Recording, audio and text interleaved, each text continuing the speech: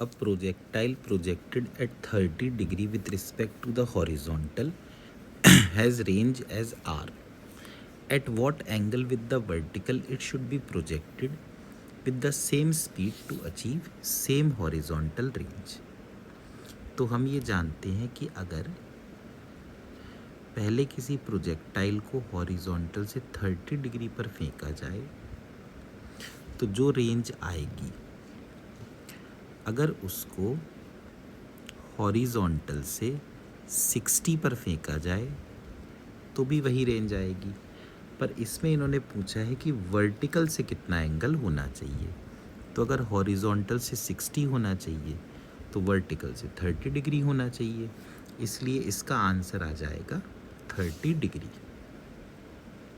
इसी तरह से अगर हम इस दूसरे क्वेश्चन को देखें, इसमें लिखा है an object is projected with a velocity v not is 15 i cap plus 20 j cap considering x along the horizontal axis and y along the vertical axis, its velocity after 2 seconds is। तो यहाँ पर इन्होंने u cos theta को तो 15 दे रखा है और u sin theta को 20 दे रखा है।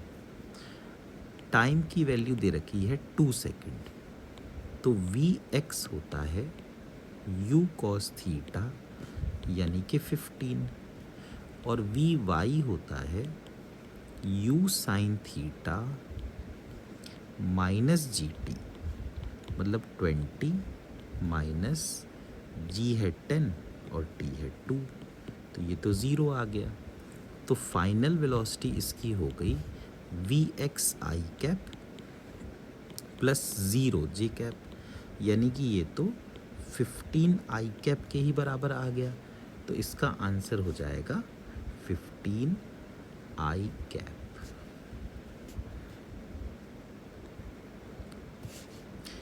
इस थर्ड इक्वेशन में लिखा है a cricket ball of mass m is hit at an angle of 45 degree to the horizontal with a speed v. Its kinetic energy at the topmost point is। तो अगर हम किसी पार्टिकल को या किसी बॉल को